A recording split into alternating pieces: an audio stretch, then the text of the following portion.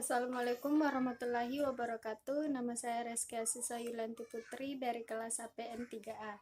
Video ini saya buat untuk pemenuhan tugas yang telah diberikan oleh Bapak Rusmadi selaku dosen pengampu mata kuliah Keuangan Negara dan Daerah.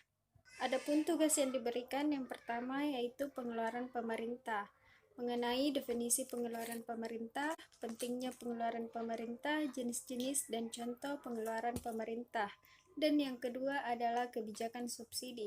Definisi kebijakan subsidi, tujuan kebijakan subsidi, dan contoh dari kebijakan subsidi. Langsung saja ke materi yang pertama yaitu mengenai pengeluaran pemerintah.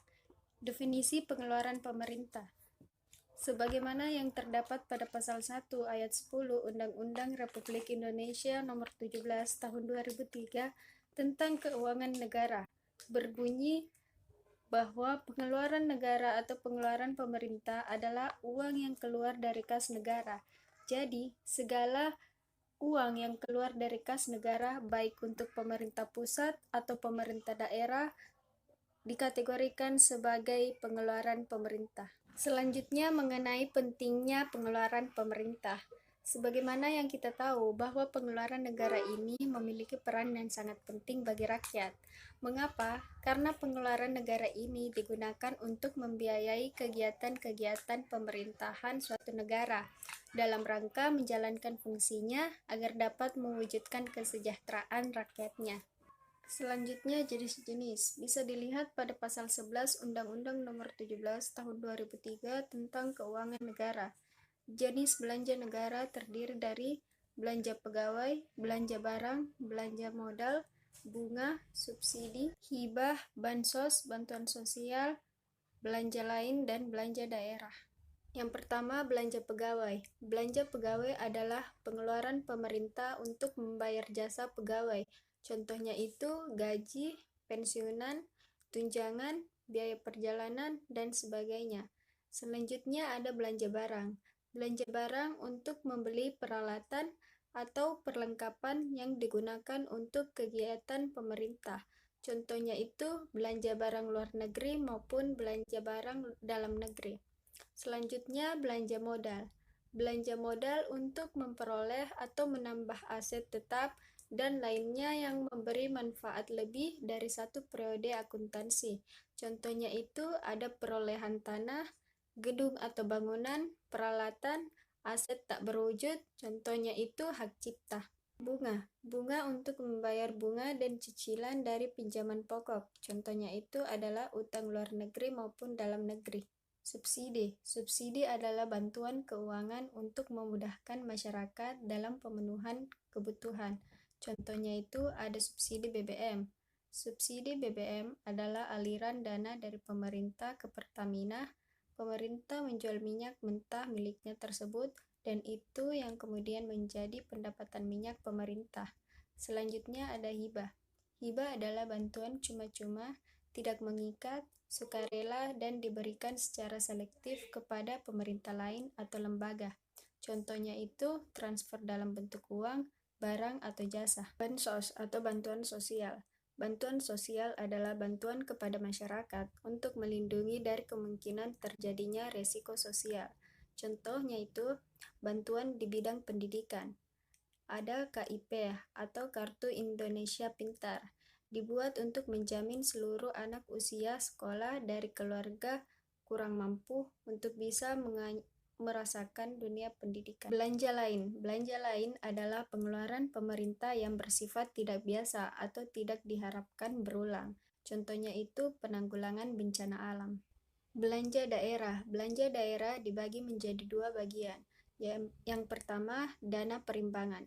Dana perimbangan adalah pengeluaran atau alokasi anggaran untuk pemerintahan daerah.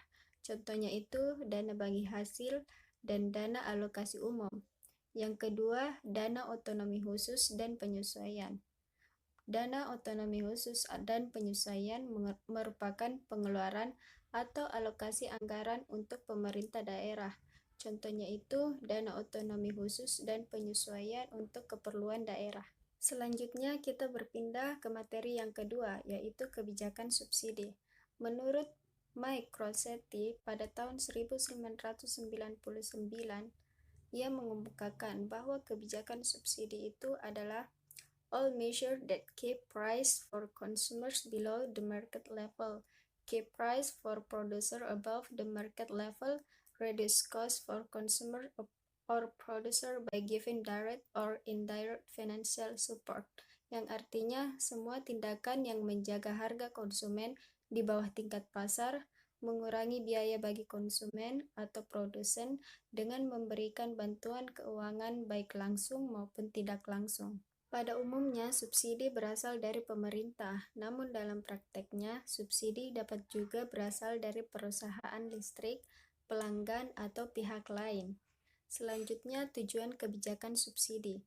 Yang pertama yaitu, secara ekonomi, tujuan subsidi adalah mengurangi harga atau menambah keluaran atau output. Subsidi adalah salah satu bentuk pengeluaran pemerintah yang juga diartikan sebagai pajak negatif yang akan menambah pendapatan mereka yang menerima subsidi atau mengalami peningkatan pendapatan real apabila mereka mengkonsumsi atau membeli barang-barang yang disubsidi oleh pemerintah dengan harga jual yang rendah.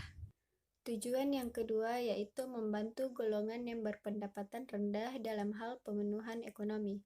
Pemberian subsidi ini sangat membantu kalangan bawah atau kalangan kurang mampu dalam memenuhi kebutuhan sehari-hari, misalnya dalam bentuk bahan bakar untuk bekerja dan memasak, serta bahan kebutuhan pokok seperti beras. Selanjutnya, contoh-contoh dari kebijakan subsidi. Yang pertama, ada subsidi dari pemerintah, baik pemerintah pusat, pemerintah provinsi, maupun pemerintah kabupaten atau kota. Contohnya itu ada subsidi BBM, bahan pokok, dan lain-lain. Yang kedua, ada subsidi dari perusahaan listrik. Contohnya itu subsidi yang bersumber dari perusahaan listrik milik pemerintah ke perusahaan listrik milik swasta. Selanjutnya, subsidi dari pelanggan. Contohnya pada umumnya subsidi silang antar kelompok pelanggan, misalnya dari pelanggan industri ke pelanggan perumahan. Selanjutnya, subsidi dari pihak lain, contohnya berupa sumbangan atau hibah. Subsidi dapat juga dibedakan dalam dua bentuk, yaitu subsidi dalam bentuk uang dan subsidi dalam bentuk barang atau subsidi in natura. Subsidi dalam bentuk uang. Subsidi bentuk ini diberikan oleh pemerintah kepada konsumen sebagai tambahan penghasilan atau kepada produsen untuk dapat menurunkan harga barang. Keunggulan subsidi dalam bentuk uang kepada konsumen yang pertama itu lebih murah bagi pemerintah daripada subsidi dalam bentuk penurunan harga. Yang kedua itu memberikan kebebasan dalam membelanjakannya.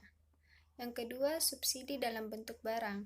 Subsidi dalam bentuk barang adalah subsidi yang dikaitkan dengan jenis barang tertentu, yaitu pemerintah menyediakan suatu jenis barang tertentu dengan jumlah yang tertentu pula kepada konsumen tanpa dipungut bayaran atau pembayaran di bawah harga pasar. Pengaruh subsidi in natura adalah yang pertama itu mengurangi jumlah pembelian untuk barang yang disubsidi, tetapi konsumsi total bertambah, misalnya pemerintah memberikan subsidi pangan tanpa harga dengan syarat konsumen tidak boleh menjual kembali barang tersebut. Tidak mengubah konsumsi total. Hal ini terjadi jika pemerintah di samping memberikan subsidi juga menarik pajak yang sama besarnya dengan subsidi. Konsumsi menjadi terlalu tinggi. Hal ini terjadi jika jumlah yang disediakan oleh pemerintah lebih besar daripada jumlah sesungguhnya yang tersedia untuk dibeli konsumen. Selanjutnya, efek positif dan efek negatif dari subsidi. Efek positif subsidi.